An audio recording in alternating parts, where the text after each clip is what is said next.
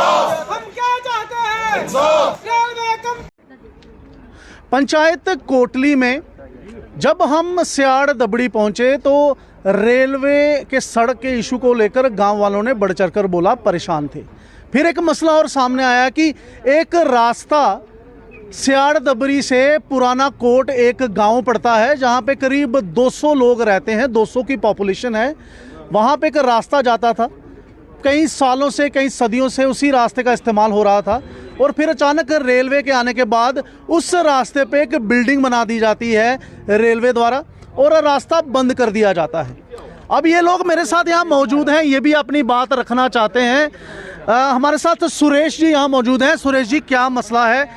आपने कहा रास्ता, कब से वो रास्ता आप इस्तेमाल कर रहे थे और कब वो रास्ता बंद कर दिया गया और आपको क्या परेशानी आ रही है? सबसे पहले मैं मीडिया वालों का शुक्रिया करना चाहता हूँ जो सर्वप्रथम यहाँ पे आए हैं, हमारी मांगे सुन रहे हैं।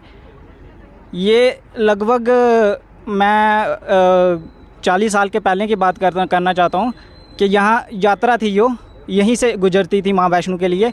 यहाँ घोड़े वगैरह सब कुछ चलते थे, छोटे बच्चे, एक पर्टिकुलर रास्ता बनाया गया था, सीढ़ियाँ बनाई गई थी। आज रेलवे ट्रैक जो है बिल्कुल रास्ते पे, हमारे रास्ते पे बन रहा है, दोनों तरफ पहाड़ियाँ हैं और रेलवे ने वो हमारा ट्रैक बनाने के बाद बिल्डिंग भी स्ट्रक्चर बना दिया है, पूरा का पूरा रास्ता बंद कर दिया है। इसके लिए हमने अनेकों बार डिस्ट्रिक्ट एडमिनिस्ट्रेटिव के पास गए, उन्होंने यही बोला कि आपका जेन्युइन मांग है और ये पूरी कर दी जाएगी, जल्द से जल्द की जाएगी। तो रेलवे भी ये कहती है हम यहाँ इनकी मशीनें हैं, हम मशीनें लगा के इनको जितना जल्दी हो सके करेंगे, लेकिन आज तक कोई भी मसला हल नहीं हुआ। मैं इनसे ये कहना चाहता हूँ, ये लोगों के फ्यूचर का मसला है। ये कोई मतलब ये नहीं है कि हम एक दिन या 2 दिन के मसले में हैं या कोई पर्टिकुलर थोड़े समय के लिए, लोगों के फ्यूचर का मसला है। अगर ये रास्ता हमें नहीं मिलता है, दूसरा कोई ऑप्शन नहीं है हमारे पास, कहीं और से हम रास्ता निकाल सकते हैं, यही ऑप्शन है। और ये रेलवे की एक रिस्पॉन्सिबिलिटी है, अंडर CSR के तहत ये एक रिस्पॉन्सिबिलिटी है, ये जेन्युइन मसला है।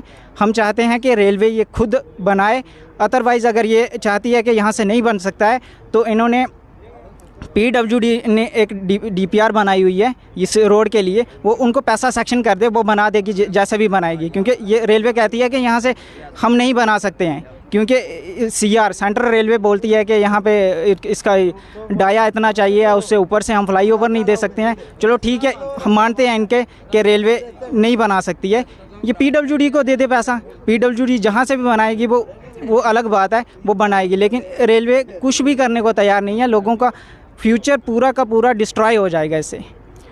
हमारे साथ DDC निर्मला जी भी। निर्मला जी, ये भी आपके ही जुरिस्डिक्शन में आते हैं, क्या कारण है? अब आपको भी मेरे 3 साल के करीब हो गए हैं, क्यों आपकी तरफ से एक स्ट्रॉन्ग मैसेज रेलवे को नहीं जाता? क्योंकि अब हम देख रहे हैं कि आपके यहाँ के लोग जो आपकी जुरिस्डिक्शन में आते हैं वो बड़े परेशान हैं, किसी का रास्ता नहीं है, किसी का रास्ता बंद कर दिया जाता है। क्यों आपके रहते हुए रेलवे यहाँ मनमानी कर रहा है? डेमोक्रेसी की धज्जियाँ उड़ रही हैं, जिन लोगों ने अपने रास्ते दिए उनके ही रास्ते बंद कर दिए जा रहे हैं और बनाए नहीं जा रहे।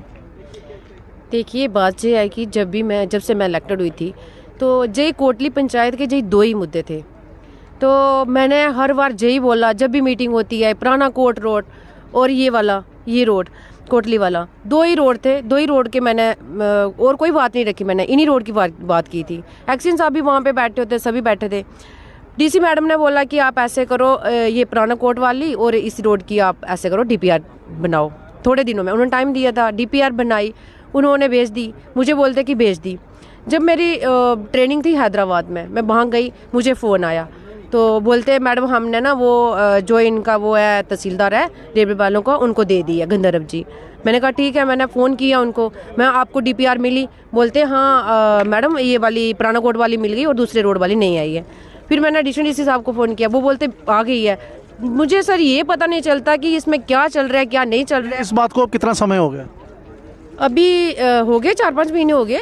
तो इतनी प्रोसेस स्लो क्यों है? और आपके साथ तो यहाँ दुनिया है, आज आप प्रोटेस्ट में खुद खड़ी हुई हैं, विरोध कर रही हैं, इससे पहले क्यों नहीं कर पा रही हैं और इतना समय क्यों लग रहा है? अब आपके भी 2 साल ही रहते हैं, इसके बाद फिर इलेक्शन होगा, फिर 5 साल बाद आप कैसे वोट मांगने जाएंगे इन्हीं लोगों से कि आप सड़क नहीं दे पा रही हैं, एक छोटी सी चीज़ है वो, फिर वोट मांगने आप कैसे जाएंगे? बिल्कुल मैंने DC मैम जी को भी यही बोला और चेयरमैन साहब को भी यही बोला कि देखो हम तो लोगों के चुने हुए नुमाइंदे हैं, हम तो वहाँ पे अगर आपने रोड नहीं बनाया रेलवे वाले वहाँ पे बैठे होते थे, अगर आपने रोड नहीं बनाया तो हम बंद कर देंगे। मैं डीसी मैम को यही, और आप मेरा फ़ोन भी चेक कर सकते हो कि मैंने कितनी बार उनको फ़ोन भी किया, कितनी बार मैसेज भी किया, मैडम अब रास्ता बंद कर देना है।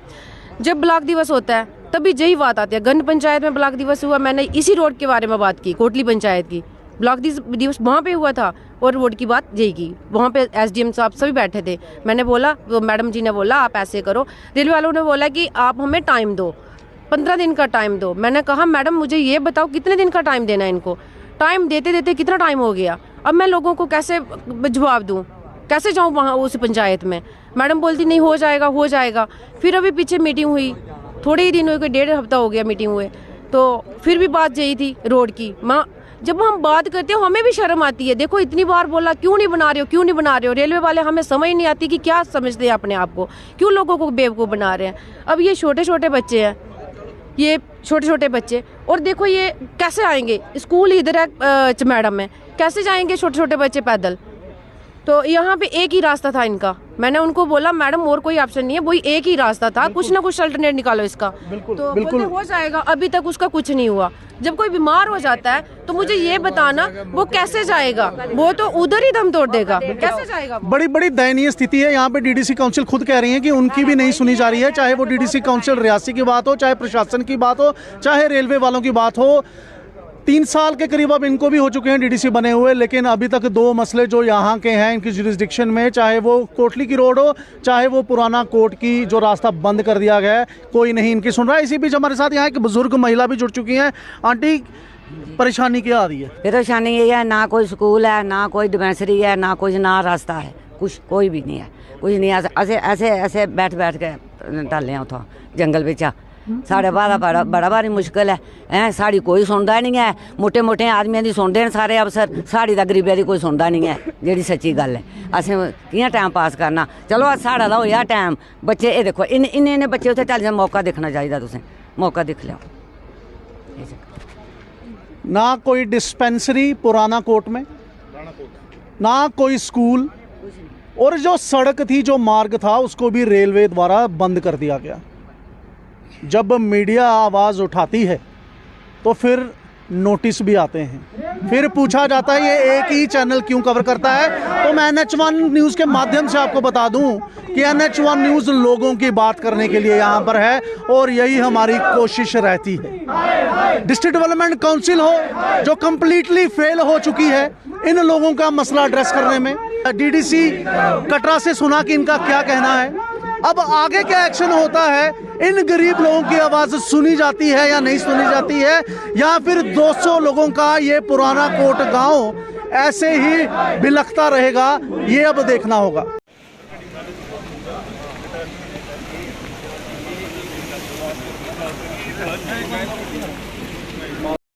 ये भी कैसे बनाई है पहले किसी ने